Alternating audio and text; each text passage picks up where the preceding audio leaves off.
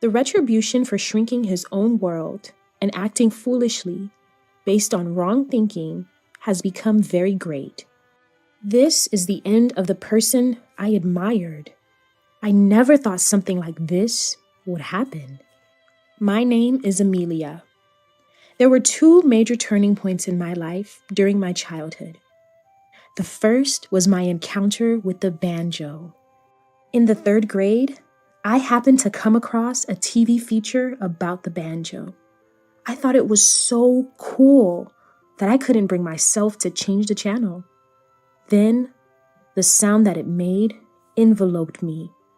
The energetic and rhythmic sounds became more and more intense, turning into a torrent. I continued to stare at the TV screen, even after the broadcast had ended. I was captivated by the world of the banjo in a daze. It was then that I decided I would play the banjo too. After convincing my parents, I started attending banjo lessons, beginning my journey with the banjo. It was the start of what would become my lifelong pursuit. By chance, I joined a banjo school of a certain style near my home. The banjo is often used in bluegrass music, a genre influenced by traditional folk music, with varying styles and techniques developed in different regions. Another turning point came suddenly in the 6th grade. About 2 hours after having dinner with my family, I suddenly felt sick and vomited. My eyelids swelled, my throat itched, and I felt difficulty breathing. Alarmed by my sudden condition, my parents called an ambulance, and I was taken to the hospital for treatment. It turned out I had developed a shellfish allergy. Indeed, we had crab and shrimp for dinner. Boiled crab and shrimp chili, my favorites, made for an exciting dinner. Allergies can sometimes suddenly manifest after being dormant. My favorite foods had become my worst enemies in that moment. This allergy, showing typical immediate type food allergic reactions, persisted into adulthood without developing any tolerance. Eating these foods was essentially ingesting poison. Despite longing for my once favorite foods, I couldn't return to them. Regular allergy tests showed no signs of improvement. Checking ingredients before meals became a tedious task. While my diet faced restrictions, my banjo skills improved significantly. I was a 3rd grader when I started playing, and when I was in the 6th grade, I brilliantly won 1st place in the junior division of a contest. For middle school, I chose a school with a banjo club and was successfully admitted, even though it was a bit challenging for my academic level. But I managed through hard work and determination. I really wanted to attend this school. Its banjo club was renowned nationwide, and the instructor was a famous figure in the banjo world. I joined the club as soon as I enrolled, being the first choice. The person who welcomed me was the instructor, the prominent musician Evelyn. She belonged to the same banjo school as I did, and had been a judge in the contest where I won 1st place. Under Evelyn's guidance, I started exploring the banjo world with new friends. During my middle school years, we achieved national victory. We competed fiercely against strong schools, barely winning by a small margin. As a senior and club president, I accepted the championship trophy. At the celebration party, generous supporters sent over a splendid crab. I must have looked troubled, noticing which, Evelyn asked what was wrong. I explained my allergy. Evelyn seemed to learn about shellfish allergies for the first time and immediately started searching on her cell phone. After a quick check, she expressed her unawareness. She mentioned how her son loved crab, saying she never imagined a favorite food could become poisonous for someone. Thankfully, there were plenty of other delicacies at the party, so I was satisfied. I suppressed the memory of my love for crab, sealing away the desire to try it again. The pain and distress from allergic reactions were too familiar, creating a strange and unpleasant feeling. In high school, I continued to hone in on my skills in the banjo club, achieving 3 consecutive national championships. The 3 consecutive wins set a new record for the competition. I also achieved 3 consecutive victories in the individual category, maintaining the top position in high school banjo playing. After graduating high school, I went on to university. When I thanked Evelyn for her 6 years of guidance, she smiled and said it wasn't a goodbye, as we were from the same school of banjo and would likely collaborate again. In university, I continued playing the banjo. I got involved in activities to expand the world of banjo, further intensifying my involvement within our school. In my 3rd year of university, Evelyn transferred to our school studio as the head. Evelyn, too, had continued to excel and solidify her position within our school during this time. Thus, we started working together again. Once, Evelyn sprained her ankle. Her foot swelled up, making it difficult to walk. She was rubbing her painful foot, calling for a ride. The person who arrived was a man, about my age, introduced as Evelyn's son, Oliver. Together, we supported Evelyn and took her home. As we were about to leave, after laying Evelyn down, Oliver invited me to stay for coffee. While having coffee, I learned a lot about Evelyn from Oliver. Evelyn had divorced her husband, Jackson, 10 years ago, raising Oliver alone. The divorce was due to Evelyn's intense focus on the banjo, leading to neglect at home and worsening their relationship. Evelyn had promised to raise Oliver well to gain custody, and she did just that. Oliver remarked that it's great to have passions, but losing sight of everything else isn't good. He said he regularly meets and communicates with Jackson. Oliver, who loves crab, jokingly said that despite his parents often treating him to it to get his attention, he gets tired of the crab attacks. I recalled Evelyn once mentioning her son's love for crab. I shared my allergy story with Oliver, how it suddenly developed, the severity of the symptoms, the struggle with memories from when I loved those foods, and the lack of improvement despite allergy tests. Oliver empathized, saying it must be tough to have your favorite food turn poisonous. He wasn't sure how he'd cope if it had happened to him with crab. He hoped I'd recover soon and be able to enjoy it again. Oliver's kindness and generosity led us to meet and talk regularly. Oliver, a university student a year ahead of me, chose a major trading company for his career, aspiring to introduce wonderful products from around the world to Japan. His eyes sparkled as he talked about his dream, which made my heart flutter. The following year, as I graduated from university, I got a job at our school's association office. I continued to play the banjo while working there. The office accepted my wish to juggle both roles. I worked towards polishing my banjo skills and increasing its social recognition. Evelyn's support was instrumental in this job opportunity. She recommended me for my banjo skills, passion, and business management knowledge from university. One day, Oliver invited me out to celebrate my graduation and new job. He had successfully led a major project at work and earned high praise.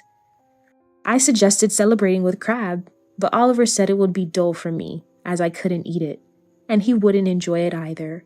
Instead, he took me to an upscale Chinese restaurant, ensuring the menu was without shrimp or crab. He mentioned Jackson had recently treated him to crab in celebration. Oliver and Jackson still keep in touch, and Jackson seemed to care about Evelyn. As our meal was ending, Oliver earnestly proposed to me, wanting to start a relationship with marriage in mind.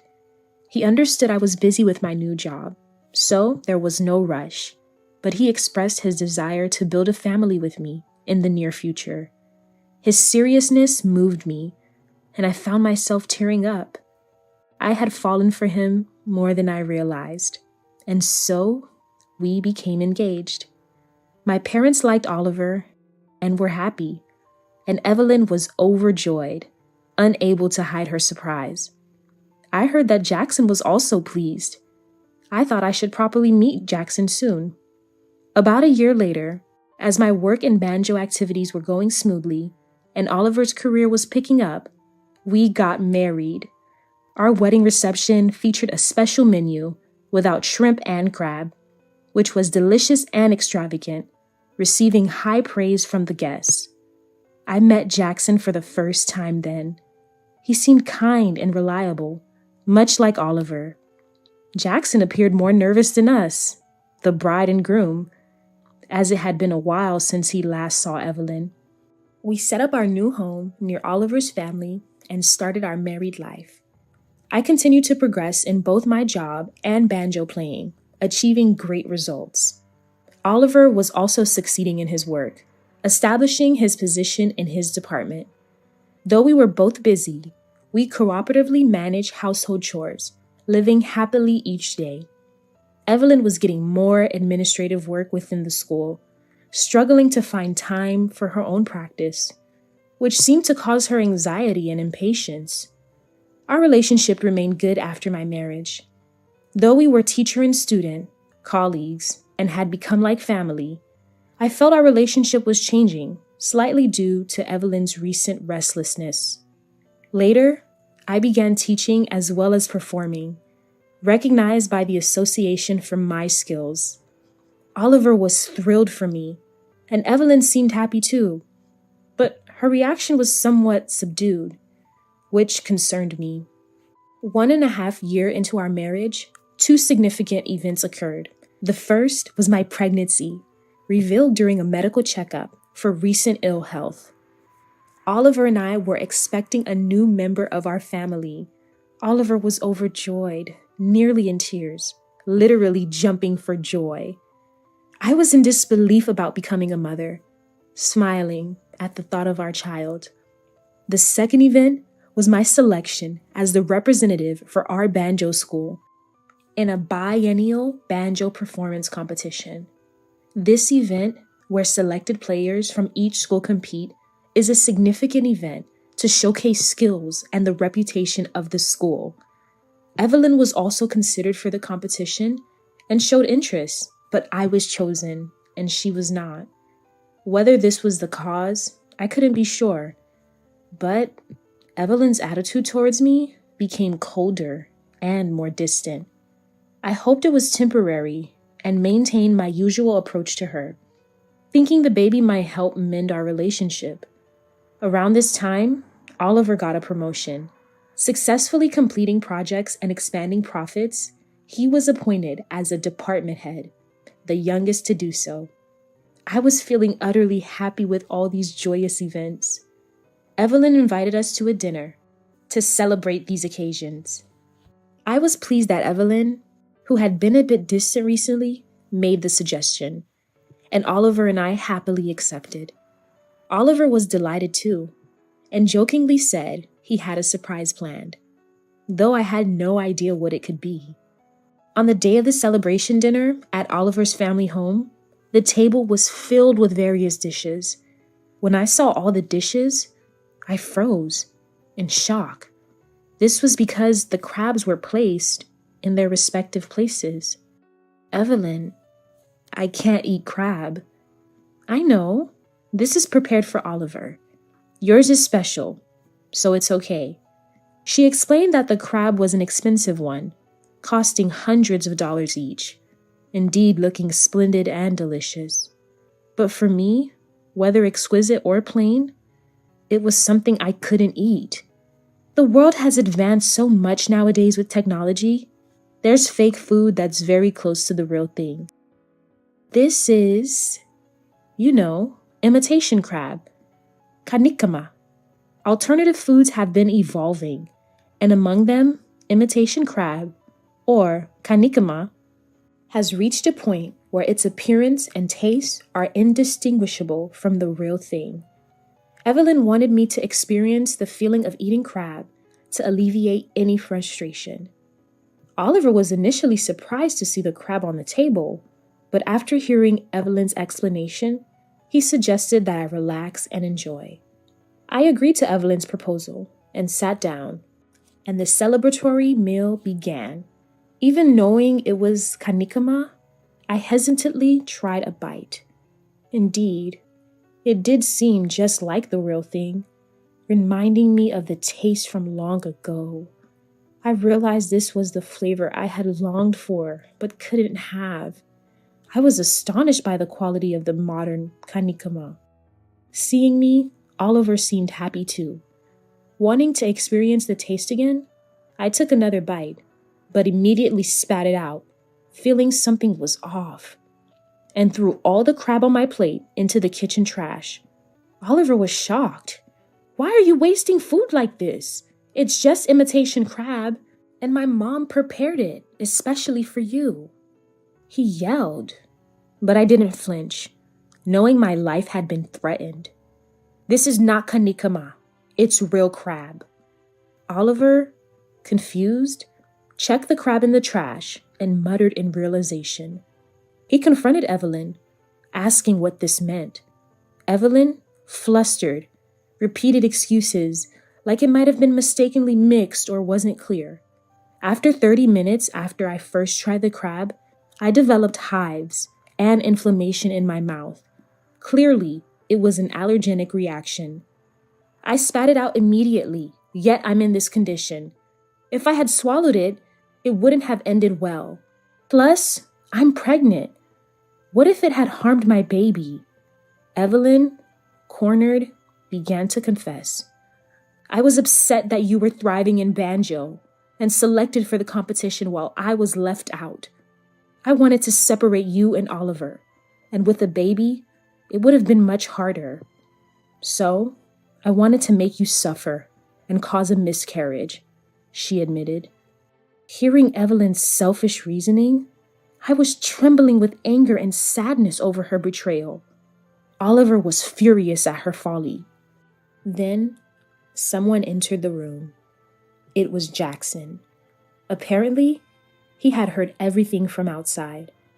"What you did is akin to attempted murder. There's no excuse for such selfish reasoning." As I was surprised by Jackson's sudden appearance, Oliver explained.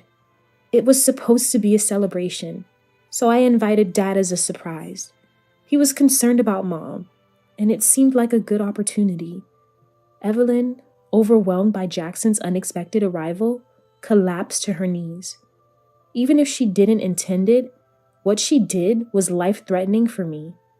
Jackson, a lawyer, asked if I wanted to press charges. In such a serious case, an immediate arrest would normally follow, but since it wasn't public, my decision as the victim was respected, saying it was legally questionable for him to offer such a choice. He admitted he was unfit as a lawyer. Considering the kindness Evelyn had shown me since middle school and the safety of my baby and me, I declared I wouldn't press charges, but would cut ties with her from that day. It was a decision made without Oliver's agreement, but he nodded in approval. Evelyn just wept. No amount of tears could undo her foolish actions. Under Jackson's watch, Evelyn was to seek rehabilitation. His intention wasn't to supervise her, but to rebuild their relationship. Yet, it ended up this way. Unswayed by emotions, I calmly reported the incident to the association. The leadership, caught off guard by a senior member's misconduct, deliberated and decided to dismiss Evelyn. It was necessary to free Evelyn from her obsession with the banjo. I heard from Jackson, who was keeping an eye on her, that Evelyn was now living modestly, looking for part-time work. The rewards for shrinking one's world by oneself and doing foolish deeds based on wrong thinking have been very great. I then joined the competition. The performance was a little difficult for the contestants, who had to cover their growing bellies, but they performed beautifully and won the competition. I was able to further the name of my school. I intend to continue to pursue the world of banjo. Now, building a happy and laughing family with my soon-to-be born child was an equally important goal.